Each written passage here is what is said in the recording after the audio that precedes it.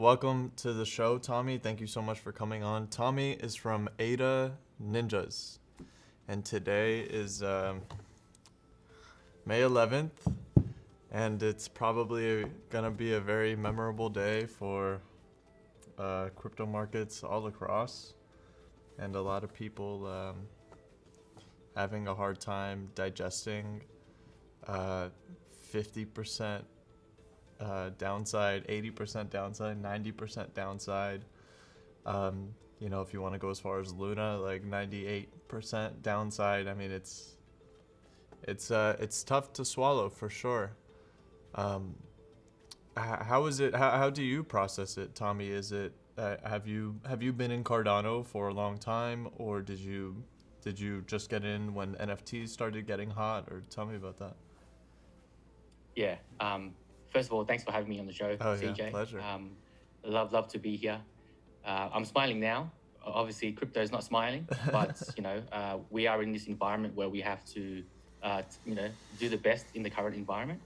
To your first question, I only got into crypto about exactly a year ago. Oh, okay. May 11th, exactly last year, there was a massive crash, which saw cryptos lose about 50% as well. Last year, May 11th? Yeah. Seriously? Last year, May 11th, I think. Wow, check that out. Or May 20th. May 20th. So Same. 10 days from now. Same difference. It just Yeah, I sounded got in cool for a about second. exactly this time last year. I put in a lot of money, much more than I should have. It's just as a new person. Me too. I think it was during the shit coins and the hype coins of like Safe Moon and Shiba Inu, et cetera, et cetera. I put in a lot of money, lost about half of it during that crash, and which kind of like, made me really get deeper into crypto, because I had to really learn what crypto is, all that stuff, not just following the hype. First it was Ethereum, and then it led me to Cardano. And one of the biggest reasons why I joined Cardano was just proof of stake was one thing, but the community was awesome. Yeah. At that time, and everyone's like, NFTs are still young. There's a lot of opportunity to develop. So got in at that time. ADA was at a better position at that time. And I think today is a good opportunity to talk about how, I guess, the volatility of crypto affects us as a project. And I can talk about the seasons that we've launched and the price fluctuations and how that's affected us. But we just accept it, right? We be agile based on the price. If the price goes up, we can scale our business. If the price goes down, we descale and kind of go into survival mode. But yeah, that's something that I can definitely talk about. Yeah. You said something that, stood out to me. You said that you got in a year ago, and you said you lost half of what you put in. Now, does that mean you lost it because you sold it and then you moved on to a different project? Like, meaning you put it in Cardano, or? Yeah, well, I was just putting it into a lot of random coins. Yeah. Yeah. First, it was everyone's talking about Bitcoin, so I got in some Bitcoin. Then you looked at the top 20, top 100 coins, and you start doing some research, right? And I understand, bro. part It's of the list. like it's a casino. It's a casino. I will say it time and time again. Crypto assets and the crypto markets, and even further in NFT markets, it's a casino. And I got in a few years ago, and I was victim to the same thing. I got in summer 2017, so it was 6 months prior to the 2017 top, and I bought everything. I bought everything under the sun, and I was obviously a lot younger at the time, 5 years younger, 5 years younger, and I bought a lot of Bitcoin at first, and then I moved it to Bittrex at the time in order to buy some altcoins. And it didn't even resonate to me what I was doing. I was just hitting buy, and converting everything from Bitcoin to all these different altcoins, and then they would pump. And we haven't even seen anything like 2017 since 2017. Like, even though prices went up a lot in this last year, obviously Bitcoin expanded, Ethereum expanded, I mean, that is. I know it was bullish, and you know this may take a while to age well, but I don't think we've seen anything yet. In my opinion, I don't think we've seen much yet. I don't think we had a blow off top. I don't think we had any of that. You know, time will tell. Obviously, it's very bearish. It's been bearish for 6 months, 8 months, 9 months. I lose track at this point. But it's very interesting to hear that when pretty much any human steps in, the same thing goes through their head. That casino kind of feel, right? It just gets you. Yeah. I was victim to that trap, and I think everyone has to experience a downturn, and I guess a loss of funds to truly understand what it is that they're playing with, right? No. I was just fortunate enough that I didn't go all in to the degree that I wanted to, and I was near the top, right? Because I think if I had gotten in a month earlier, I would have lost more, right? Because I would have seen every day money go up, and then all of a sudden, bam, it's gone, right? Right. So, but it's a great lesson in understanding just the basic fundamentals of investing. What did you do prior because to crypto? What did you do prior to crypto? I was working for the public service in a very safe, secure government role, very flexible, but it just wasn't exciting enough for me. Mm-hmm. So that's one of the reasons why I got into crypto, just to understand, what is everyone talking about. But it wasn't really until later on when I really dug deep into the blockchain environment, understanding tech, and obviously understanding NFTs and how that can transform, I guess, the new future. Right, Yeah. That's what really got me into the dev side of things. You seem very sharp. I like talking to you so far. Oh, thank you. Yeah, Thank yeah, you. yeah. Totally. Yeah. Totally. So we were talking about scaling and what it's like for a project to experience these downturns, because obviously, every team member of a project is different. Maybe some of them do want Cardano, but I'm guessing the majority get paid in fiat, right? And if you're a project on Cardano, it's likely that you're Cardano heavy. So now, with Cardano going down, what kind of adjustments do you need to make that you think a lot of people don't really think of? Yeah. So just I'm all about honesty and transparency in, I guess, the business operations for us. We've launched 2 seasons of NFTs, and we've sold out both seasons. We do have a 3rd season coming out, and we expect to sell that season out too. But the amount of funds raised for each season, although it's in the very similar ADA amount, it actually is drastically different, because, like you said, we live in a world where not everyone's accepting crypto payments just yet. So a lot of our payments are still within the fiat currency, especially in the still developing currency countries like Philippines or India. We have a lot of staff who just aren't able to kind of regularly create wallets and kind of use the crypto. So we still convert to fiat and make those payments there. So when we first, for example, when we launched season 1, ADA was at $2.30. And then when we launched season 2, ADA was about $1. So we lost about 50% of our, I guess, operating budget, Right. just based on that price fluctuation.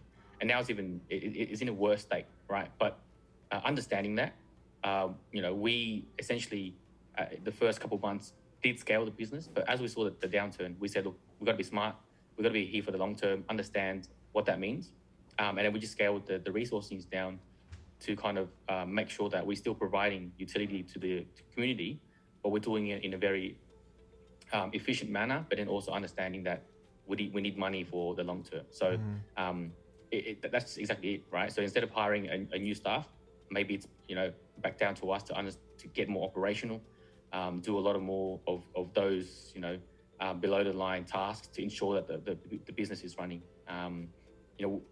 We have a lot planned, with the music side of things, with the manga comic side of things. we want to do an anime as well. We are in talks at the moment with a production company, right? But we know that at some point we're going to need funds to support that. But it's just understanding the market, most importantly, and staying here for the long term. Yeah. You want to talk a little bit about the project and tell me how you guys started, or maybe your team members.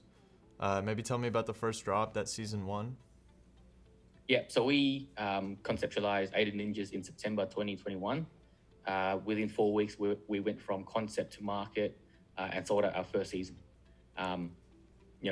My co-founder Zushan and I, we were essentially learning as we were going, as we were developing, I guess, the script, the layer, artwork, and then obviously building the Discord. The first week of Discord was very quiet. Nothing was happening. And I think when we got to like about 500 to 1,000, everything changed. I think word of mouth came through. People were like, this is a good project. They have utility. They're focusing on the anime, style of project, and we are delivering, right? So during the 4 weeks, we actually delivered story, we delivered light novel and actual manga panels, right? So what's manga? We knew, a comic book essentially. Mm-hmm. So we delivered a couple pages of that to kind of show people that we can deliver, and then we sold out within a couple, about 30 minutes of that first season, and that was what kickstarted us to kind of scale the business. Head of marketing, operations manager, chief creative officer, and obviously the illustrators, right? So we have 5 illustrators on board at the moment who are doing each separate things, whether it's relation to the comic, whether it's relation to building the NFTs, whether it's more on the marketing front. It's all operational. Very cool. And so what led you to season 2, and when was season 2? I remember seeing season 1, and I think I minted a few or bought a few, but I haven't looked back since. So that's also why I was very excited to meet with you, just to see what you guys have been up to. And also, you're one of the first people to or at least that I've seen, to reach out and to say, hey, we'd love to talk. So that's also why you piqued my interest. And so yeah, tell me about season 2. Yeah, so just the basic premise of our collections, the 3 collections, is that it ties in with the story. In our story, we have 3 ninja clans, and each one are their own collection.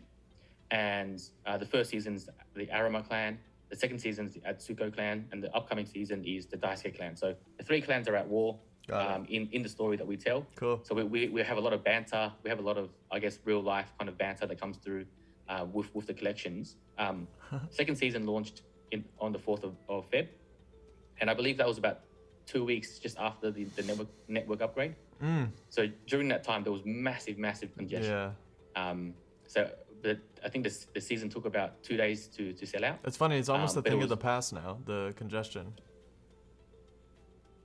Yeah. It's not as congested. It still is compared to season 1, but it's a lot more smoother process for transactions, because I think people were waiting about 4 to 6 hours for their transactions to come through. Oh my gosh. Yeah. That affected the minting process somewhat, but it also made it more fun, right? Because people were part of still coming through the chats and having conversations. And the 2 days that we were there, it was just a really smooth and fun minting experience. So we sold that out. Obviously deployed the funds to continue the operations, and with the 3rd season coming out, we can finally bring the banter to a more on-chain level with the 3 clans. We have a long-term game plan on how we interact the 3 collections together. But yeah, this is just the start of things. Oh, amazing. Yeah, I would love to hear more about that, because right now, I think the question that probably sticks out to everyone is, oh wow, they've had 3 drops and now it totals 30,000 NFTs. I'm guessing a lot of people, the first thing they think is, oh, the market is flooded, the market is dense.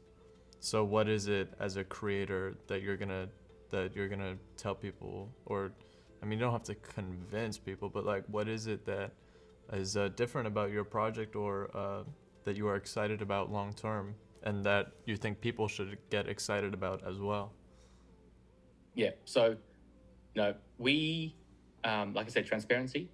We are running a real business. So running a real business requires operational funds. And one of the things that we always said was that, yes, we are going to have a high collection compared to regular seasons. But if you think about the big projects or the projects that are kind of like pushing through at the moment, and I'm kind of referring to Ethereum as well, where you have maybe a 10K collection that comes out first, and then they might do a breeding process or a female process or let's say a mutation, right? So females. It ends up being a bigger collection as well, but it's not core to that first collection. Whereas we're having 3 collections that are core to everything that we do. And the third season is just as important as the first season when it comes to storytelling, when it comes to the utility. It's not just it's not just a derivative. That's right. So or maybe just a baby or a rocket ship that isn't as important, right? So we're not building just collections for the sake of it. We have a long-term game plan that we are sticking to. The 3 seasons, the total number will drop eventually. There will be a burn mechanism coming through that is in relation to a massive clan war that's gonna play out. So the collections will drop a little bit, and there will be a 4th collection, you can say, once the burn goes through. So, but that's tied to the story as well. It's top secret. Can't really talk about that until we get to that point in the story where we can kind of give that spoiler out. When do you think that will be? Sometime towards the end of the year. Cool. Yeah. I'm really looking forward to it. Honestly, like as you're talking, I'm thinking to myself, like, I think I should go get some ninjas. Yeah, look, you will need at least one of each season to be able to burn for that 4th collection, you can say. Got it. Well, there you go. A little bit of alpha. You'll need at least one of each of the 3 seasons to engage in that 4th collection. It's a collection. It will be a collection. We're still discussing the internal mechanisms of how we do that. But if you look at the way we've improved all of our seasons, the first season was a very anime, young adult anime style of seinen and shonen art. The second season's a bit more sketch heavy, darker themes coming through. Third season's live 2D, so every single NFT is animated.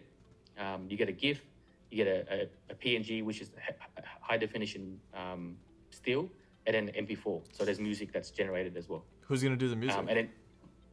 Sorry? Who's gonna do the music? So we've partnered with a composer, a production company called Mirai Music. Cool. They've been with us since the start. They've created all of our sound signatures, all the music. They've actually released 2 songs under the 18 Ninjas brand as well.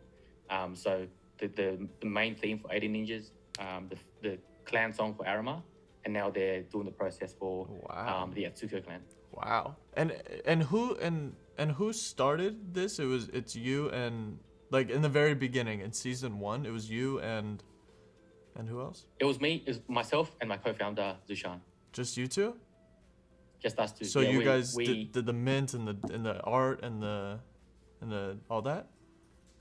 No, so we partnered with NFT Maker Pro to support us with the minting process. So they handle all the backend infrastructure. They also did the website for us as well. Oh, very cool. And then, with music, they did, we got Mirai Music, and then we just outsourced the artwork. We found artists online, and the NFT artist has been with us since the start. Oh, so you kept that same artist? Yeah. Very cool. He's the one artist that does all the NFT work for us. Yeah, I will say the art's great. I really like it. It's different. It's it's still anime, I guess, genre.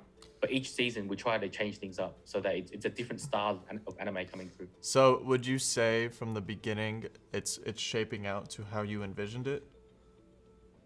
I think so.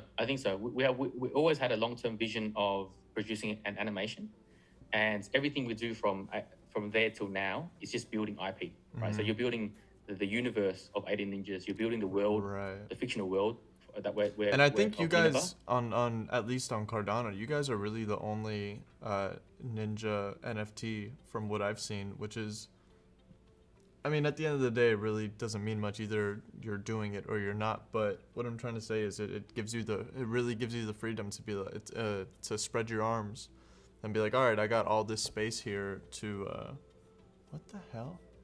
Hang on a sec. All right, cool. Sorry about that. We had technical difficulties, but we are back. Where did we leave off?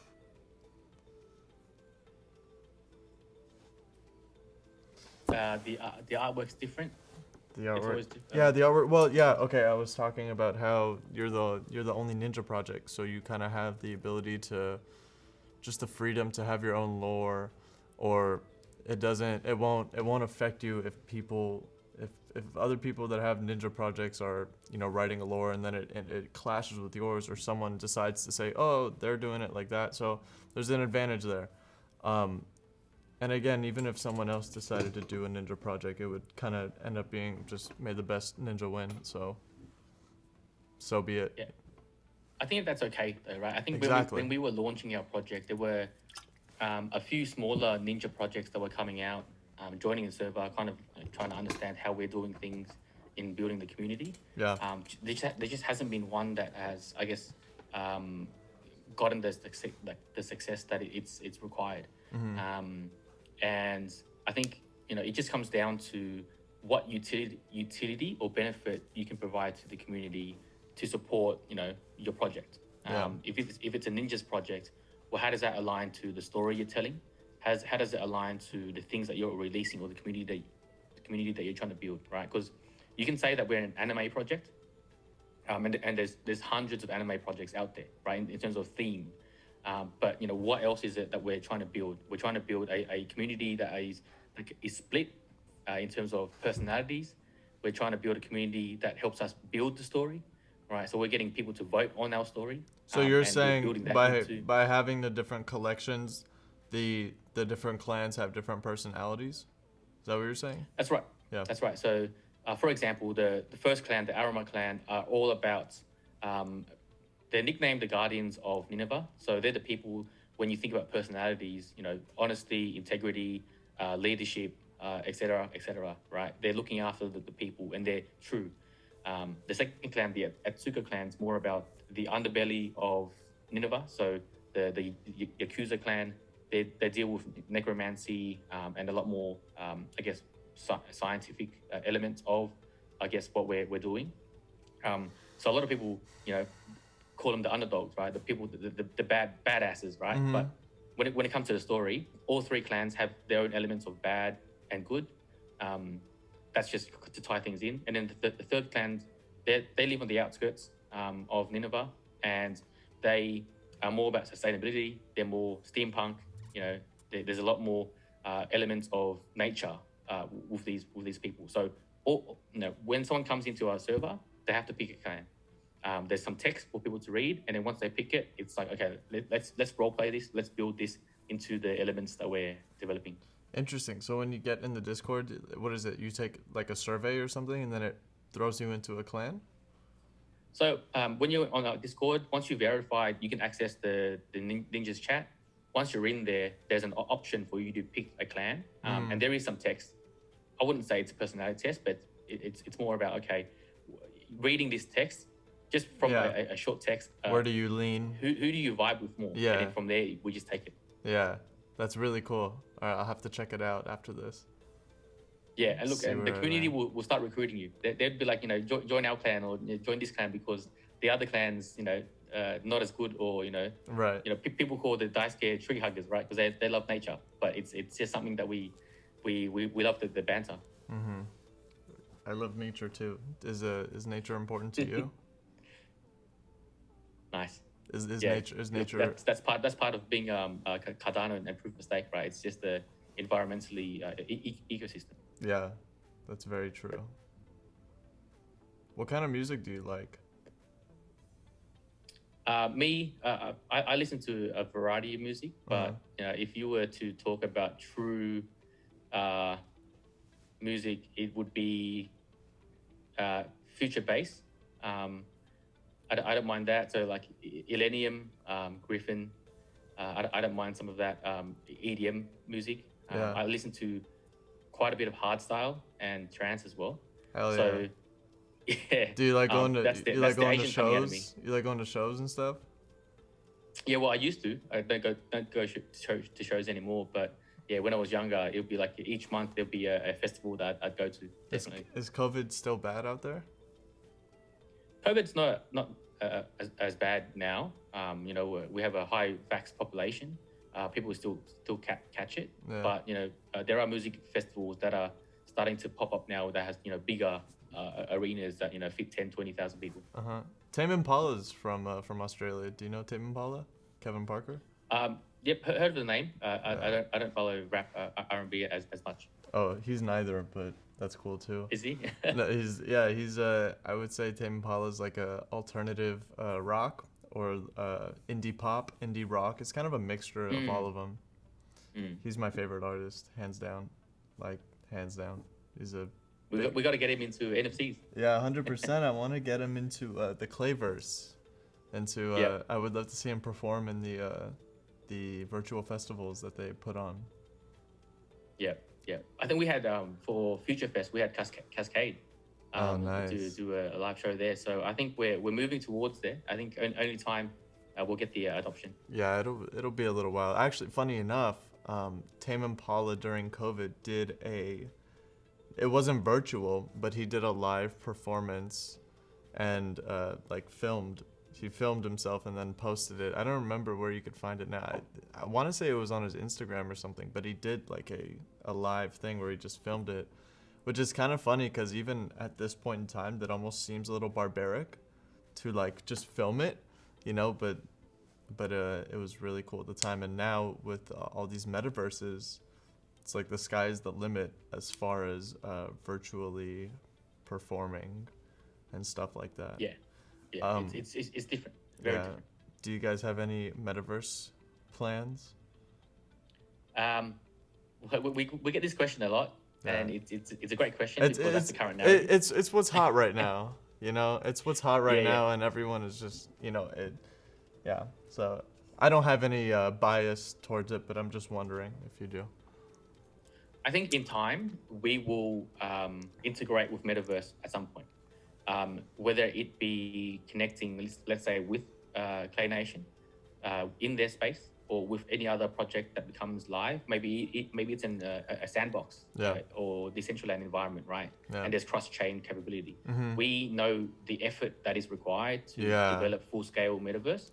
And so we haven't deployed any operations there. And I think a lot of people don't understand the amount of work and resources that it takes to build something sustainable in the metaverse, right? You can build something today, you can build it tomorrow, it'll last for a week or whatever, but I think for years down the line, there will only be X amount of metaverses because, like, for example, I know the other side by Yuga Labs, like they're spending millions and millions and millions of dollars. It's probably, I would say, forever it'll be probably a top 5 metaverse.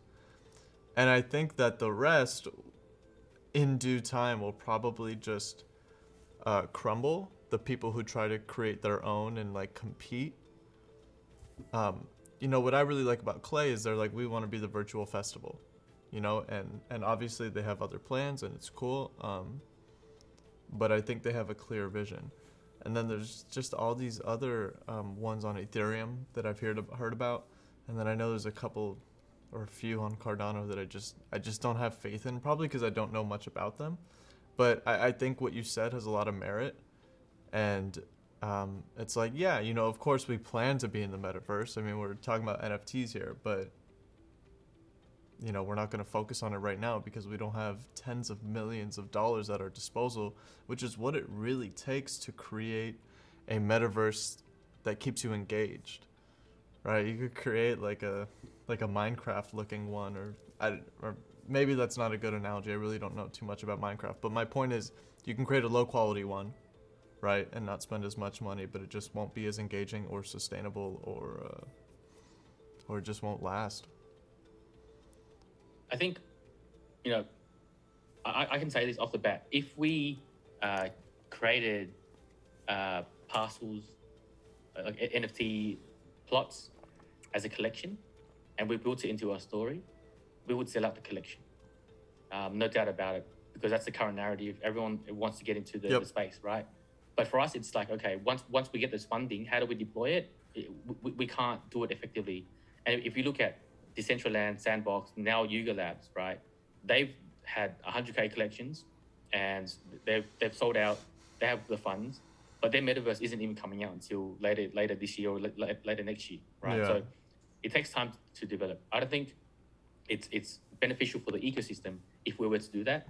It's we have a focus, which is storytelling, and then of our comic, and then anime. So we're going to stick to our lane. There is something else coming out in the near future that's connected to a token that we are going to release. But it's more about the gaming environment than the actual metaverse environment. So there is some connection there, but in the coming months, everything will just unravel as to how we tackle this approach of a social space. Yeah, good for you, man. I really like hearing that, especially since it's so hard to stay focused sometimes. And in certain aspects of the space where, like we were just saying, the metaverse is hot right now. Land is hot right now.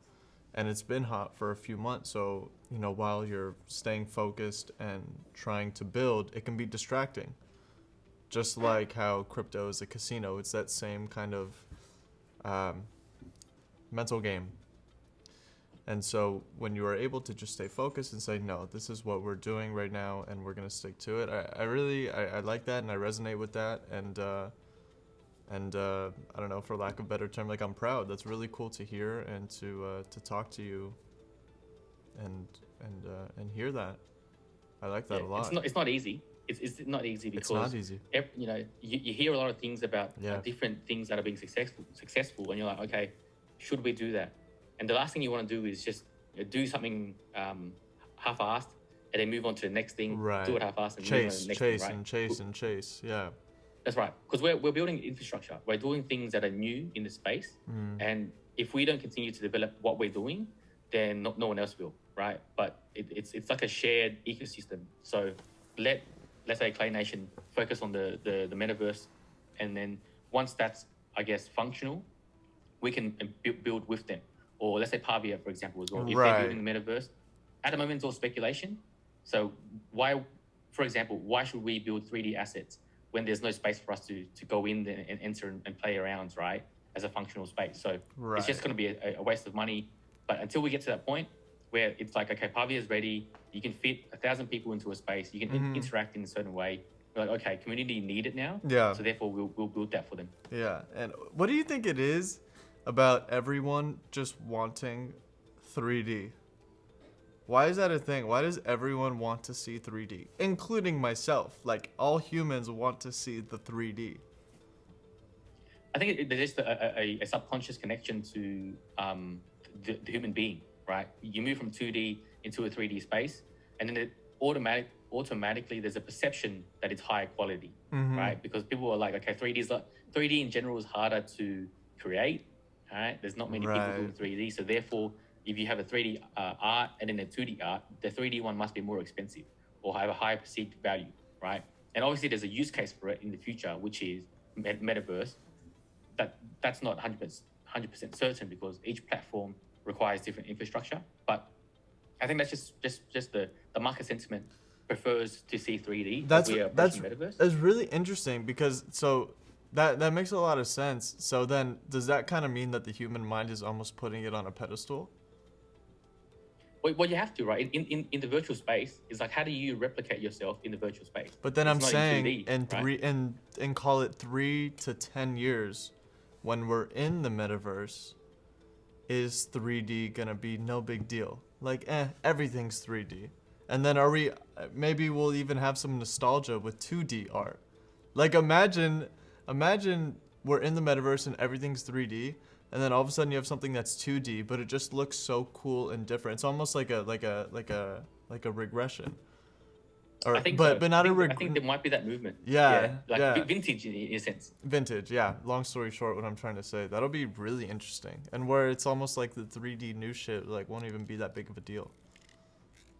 That's interesting, and especially because right, what goes up must come down, and right now everyone thinks 3D is the hot thing. So I'm sure that even if it's not in the form of the way I'm saying it, I'm sure there will be a kind of cool down for all this 3D hype. And I mean, I understand the 3D hype, right? I mean, there's this excuse me, there's this ETH artist that does a lot of 3D animations, and he's I think he's famous for like a Pepe one where it's like, I don't know if you've seen it, but it's like the Pepe frog, and he's sitting on a train like texting, and it's like going through like a. Have you seen that? No, I don't think I have. Yeah, but I mean, his animations are just so clean. And to me, when I see it, I'm like, man, I would love to see literally every NFT of mine look like that. You know, just because, like you said, that subconscious connection with like, well, if it's 3D, it must be that much more real and connective. And it really kind of shows even more of why our easily manipulated human brains are gonna love the metaverse. Yeah. Yeah, I don't think COVID's helped as well. Right? Yeah. COVID's put everyone into their own isolated environment. It's forced working corporates and businesses to move into the virtual space, right? Yeah. So, you know, what used to be so hard to do via a Zoom call is now the standard. Yeah. So now it's like, what's next? Now it's like, okay, we're gonna have a virtual conference where you're in your 3D avatar. You can turn around, you can start talking to people, whispering to people in the conference, because in a Zoom call you can't do that, right? But that's the it's the natural progression. How is sound gonna travel in a metaverse? Yeah, but it's all code, right? You can all put this in the code. It's just understanding how that gets done in a more open source environment. Got it. Man, that's trippy. Whisper to someone next to you in your own avatar. I recently I started watching Ready Player One, and it wasn't boring. I fell asleep, but it wasn't boring. I was tired that day. But it was. Have you watched that movie, Ready Player One? I have. I've watched it like twice. Yeah, I mean, it's trippy, man. Basically, for anyone who hasn't watched, it takes place in the future, and everyone is just in like a trailer, or they're just stacked on top of each other because they just want to live in this little world on their virtual headset, and it means everything to everyone. And like you said, corporate and big companies are doing everything they can to monopolize everything they can, or without giving away the movie. They're just trying to take over the metaverse, long story short. And then the protagonist gets in trouble and they find out who he really is in real life, and then it just spirals. But yeah, it's trippy, that metaverse connection. And how do you plan on, because everyone's gonna love it, right? How can you not love the metaverse? But how do you plan on when that time comes, balancing it, literally, like with your brain? How do you plan on keeping it at a balance? I think when the metaverse narrative at the moment is so forward thinking, right? And I think the technology needs to scale to support that.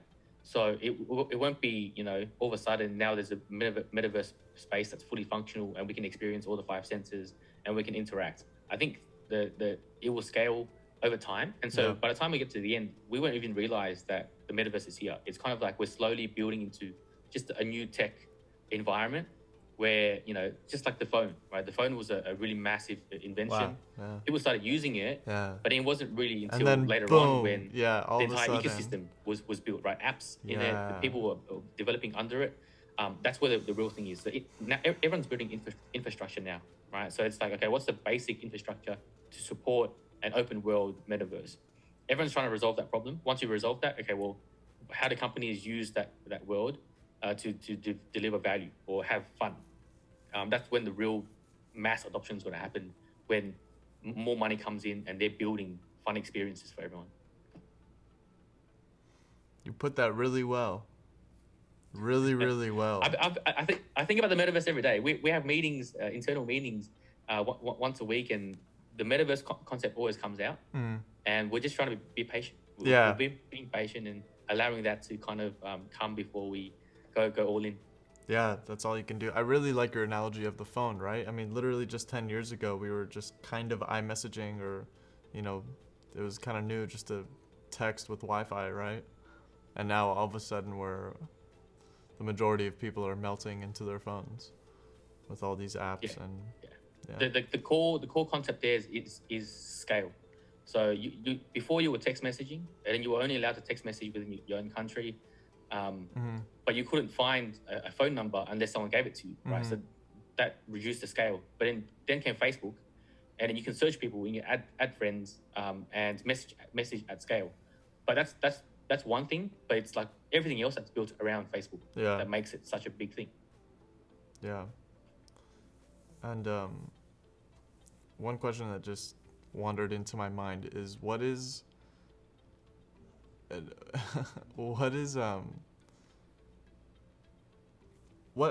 next what do you think is going to bring value next to the Ada Ninjas?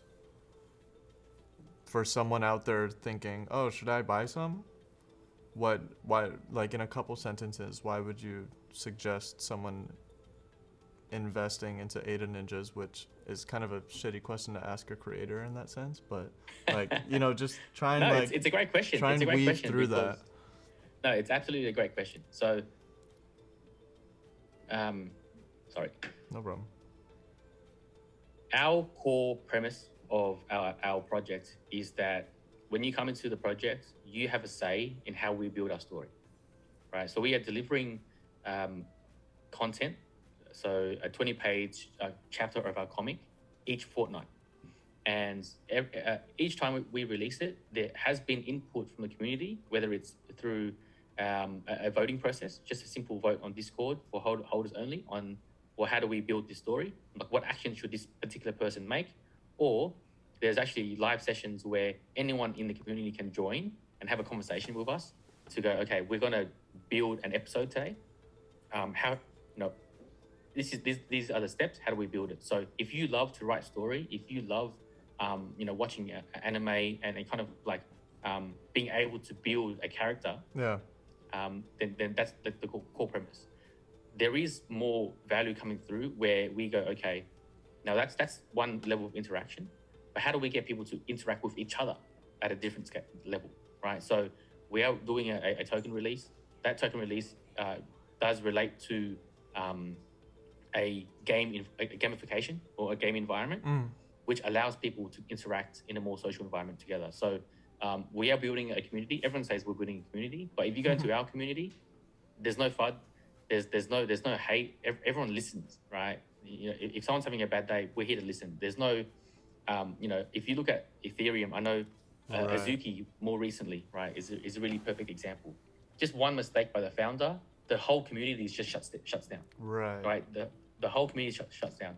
Well, they were so inflated so fast that it seemed like they were, it's almost like building a big tall building without any foundation. That's kind of how it rings in my head. That any little thing could have made it tip over. Yeah. We fortunate or unfortunate got that out of the way early. We did a mistake with our season 1 launch. We provided the wrong wallet address for people to send funds to. So we had 2 wallet addresses. Half the funds got minted. Half the funds were sitting in a wallet.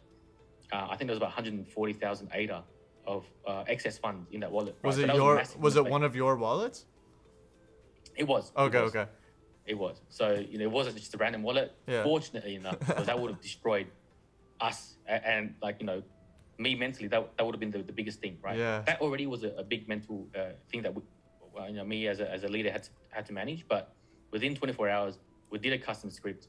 We refunded every single person that sent it, plus I think an extra 2 ADA for the transaction fee and the error. We got through that because of the community. Yeah. We did a Discord AMA. There was about 1,500 members listening to that. and people were coming on saying, "You guys did a great job. Don't let this be the thing that ruins the project." Now it's all about moving forward, right? It's all about moving forward because we have a great project, and then we move forward, right? We continue to build, we continue to show people that we are building value, and that just kind of made us stronger. We look back on that now, and it's just we can laugh about it and joke about it, but it's made us grow stronger as a community because everyone that's there now are there because they love the community, not because they're there to flip or trade. Because those guys were gone. Right. Now it's just this core community that just loves to help each other build. Yeah, and I saw you have 10,000 members in there. Yeah, we do. I think we peaked at 15. That happened, went down to 10, and now it's just it's a core consistent number solid 10, that we're happy to manage. I would like your opinion on something. My friends and I, we like my close group of friends, we follow NFTs and we constantly critique. And one of my friends was kicking himself in the foot, or in the whatever the fucking phrase is, because he didn't buy an Azuki. And they kept doing airdrops that were worth so much, and this and that, and like a party or whatever. And of course, now it's having its hard times. But what, in your opinion, what what is going on that makes an airdrop? Yeah, because I don't know if you follow them closely or not, but I don't know if any of those airdrops had some kind of, the word is thrown around a lot, utility. I think they were literally just art for, I never saw it. I was never super interested. But these people were getting airdropped things that were worth like multiple ETH. And so then, of course, that's raising the price of the Azuki because all these people now expect airdrops that are constantly worth more and more ETH. But that is almost it. I'm not saying Azuki is a Ponzi, but that at that point you're just creating that kind of inevitable crashing thing once you A, stop airdropping, or B, do whatever. I'm not even sure what happened recently, but I know Azuki's been crashing. So what is that balance, right? Because of course you want to bring value. Of course you want to give investors a good exit point, right? Like if the floor is 50 ADA, you announce something and now it's 500 ADA, like that's beautiful. Some people can, buy a new car or whatever. So what is that balance with like bringing value, yet building for the long term, and at the same time not worrying about the short term? I think you have to. There's tiers of projects that have more flexibility. So the more successful you are, the more flexibility you have in terms of airdrops. Because what I mean by that is, let's say you're Azuki or you're Bored Ape Yacht Club, and you can release anything. You can release any collection that's a sub collection, and you will sell out, and it will have traction because there are people wanting to get into the ecosystem, and for them that's a lower entry price. Right. So that's why you have like Bored Ape Yacht Club and then Mutinate as a secondary, I guess, a collection that allows you to get into the ecosystem at a cheaper price. Do you have? Are you in the ape community? I don't hold any Ethereum projects. I hold some utility projects. I think Tom Bilyeu, Founders Key. I kind of follow him because as a motivational speaker, he's helped me, in my kind of like growth, right? So I'm supporting him, understanding, and I hold some Gary V NFTs as well, only because I want to learn from them to see, okay, how are they building their projects, right? These guys are worth millions, maybe even billions. So how are they taking Web3 and they're developing the ecosystem? So it's always good to be part of those communities to understand how they're doing that. Right. But I'm not there for hype, right? I'm not there to go, okay, I'm going to buy one for 20 Ethereum. I'm going to flip it for 30 at some point, right? So, okay, I'm getting there to understand how they're building Discords, how they're building websites, how they're building utility, right, into their collections. But yeah, I agree. Like each collection you release has to have some form of benefit or use case that's outside of just hype. Right. Because if it's just hype, at some point it's going to crash. Right. And when it crashes hard. And The then community you is get a like, lot of "You're not looking upset after us. people. I bought in at the top. Yeah. Now it's like gone, bang, right? Yeah. Yeah. That reminds me of like one thing, and I'm not too sure if it's a benefit or not a benefit, but the ease of liquidity. So how easy you can sell an NFT on the secondary marketplace, some might hurt us as digital creators because, let's say for example, you have a utility use case for a project, right? And the use case is you get to attend something for free, right? And that free thing it has a base price, right? If you were to go to auction, it will always sell for, let's say, 100 ADA, right? That means that any person coming in will get fair value, right? I'm going to buy for 100 ADA. Therefore, if it goes to zero, it's okay because I've had the fun and value within the ecosystem that 100 ADA is okay. But all of a sudden, if the floor goes to 1,000 ADA, you're getting the same value, but for a 10x price. So anyone entering that price range is in his head needs to get 10 times more value. Otherwise, it's not worth it. Right. If that makes sense. Right. But if that's the case, then that's why things should always be a fixed fee, right? Because then it's easier for people to come and go. Because I come in, have fun, I can sell it for a small loss, but I had fun, right? Yeah. But if it goes to 1,000, do I pick fun or do I pick profit, right? Yeah. Then at some point someone has to sell. When that person sells, a new person comes in, and that person's like, okay, now I need to get $1,000 worth of value, and if I don't, it's a shit project. Right. It's a very hard thing to manage. Right. Price fluctuation against utility. You said something really interesting in the beginning of you gravitated straight towards Cardano, and recently I was kicking myself for not getting into Ethereum NFTs earlier because there's a lot of liquidity in Ethereum and a lot of opportunity in Ethereum. And I think that's why the majority of artists, gravitate towards Ethereum as well. But, something you just said that reminded me, you don't get the same community connection in Ethereum in terms of being able to connect with not only community members that are here for the good of things, but creators as well. In Ethereum, you can't tell between a money-hungry creator or a creator that just really wants to connect or not. For a few reasons, but one of them is just because there's so many more people, right? So in Cardano, I think there's way less people right now because there's not as many gains in Ethereum. And I think what people lack the vision on is that those gains will be here in Cardano. But there's no timeline for that. And there's no guaranteed for that. But I believe in it the same way I believed in Cardano when I was accumulating it at 2, 3, 4, 5 cents. The same way I sold my favorite car for more Cardano. The same way I sold my house for more Cardano. It's the same thing that I believe in. And if I invested into Ethereum NFTs instead of Cardano NFTs, I would have more money. But that statement is so shallow, and at some point it's all these connections and all these amazing people that I've met, including you, including everyone that I've had a podcast with, including everyone I've ever talked to in the Cardano community, is practically priceless. And the people that are here now, like I said, the money will come to Cardano. It'll just take time. And again, there's no timeline. We don't know when. But it's going to come because Cardano is the most sustainable.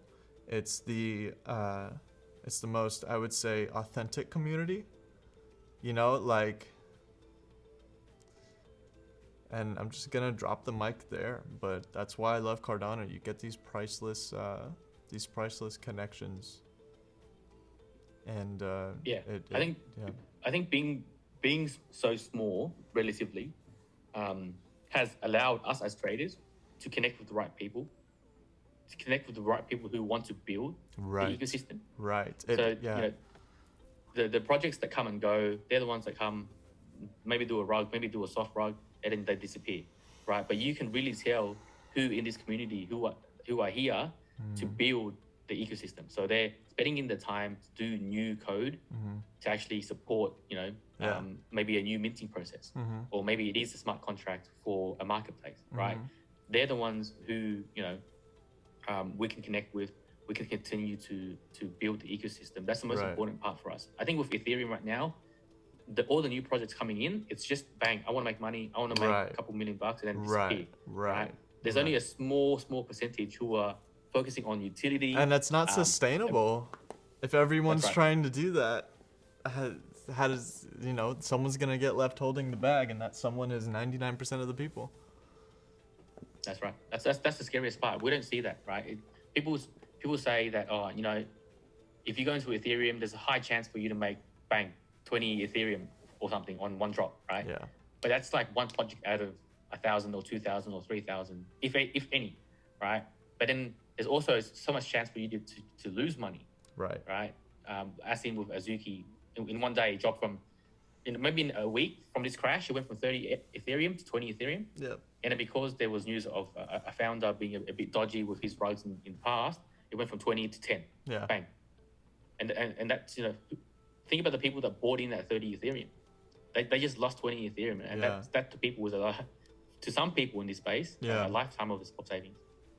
And given everything we said, you know, to be devil's advocate, I did say I know, in my opinion, the money will come to Cardano eventually, but, you know, the same thing's gonna end up happening at Cardano too, because all the retail will come. So I guess what I would just want to say to people is just be vigilant, and if you're worried about profit, just sell the hype and be okay with that. And if you're just happy holding your NFT and you're ready for the ride, then be ready for the ride. But Ethereum right now and the way the world is crashing is a great example of if you're worried about profits, sell the hype. If you're okay, you know, if your Bored Ape is at 150 ETH, but you go, hey, if this crashes to 50 ETH, I'm okay, then fine, don't sell, you know. But if you're worried about profits and there's hype going on with whatever project, you know, sell a few. Like if you own 100 ninjas and all of a sudden the floor 10x's, and you're worried about, you know, oh, this seems like it went up really fast, you know, all right, sell 20. And then that way, if it does go down, then great, you know, like it doesn't matter what blockchain it is, hype is hype. But what's beautiful about Cardano right now is that there's no weeds, or there's not many weeds, right? It's just, like you said, the people who are here on Cardano want to build, and we are building an amazing foundation right now. So, yeah, if there's a silver lining to this crash at the moment, is that it gives us more time to build. You know, we're not just, it's not just hype, right? That's getting the coin up. We're building the infrastructure, the ecosystem, and we're showing to the world that we are going to be one of the biggest, you know, layer one solutions out there. And by having that, the next 6 months to build, when we do peak next time, it's a game changer. Yeah. It's like, why didn't you invest in Cardano earlier? I think a lot of people always say that, right? But hindsight's always a bitch, but it's all about moving forward. Yeah. Right? If you have faith in the coin, and well, I shouldn't be saying this, you know, looking at Luna as an example recently, right?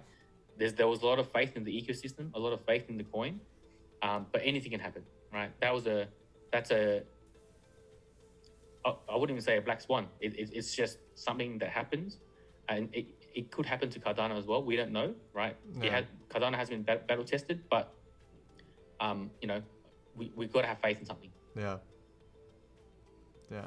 All right, hang on. My this is gonna cancel on us again, but let me just re-invite you to another meeting, okay? We'll wrap it up here. And honestly, dude, I had a really good time talking with you, and I look forward to being in touch. And I'm definitely gonna go grab a few ninjas so I can be part of your movement. Thanks, DJ. Thanks for you know, letting me have a place to kind of say a few words. I think today's interview was nice. You know, we didn't just speak about the project in a sense. We talked about the ecosystem. We spoke about the market. It was very refreshing to kind of talk about these more technical side of things. Yeah, 100%. This will be one for the books. Good old May 11th, or is it May 12th by you? Yes, May 12th, yeah. May 11th, May 12th, 2022. May this day go down in fucking history. All right, wonderful. Thanks, mate. Talk to you, bro. Peace. And there you have it, my boy Tommy from Ada Ninjas. Honestly, I was very enlightened myself, and I'm excited to dive in their Discord and check out the project and buy one of each from each season, because he said for season 4 you're going to need one of each, or whatever. I don't know if it's season 4 or I don't know. Don't fucking butchering my words here. Make sure you like, subscribe, hit the bell for notifications, and thank you all for tuning in. I love each and every one of you. Lifeless.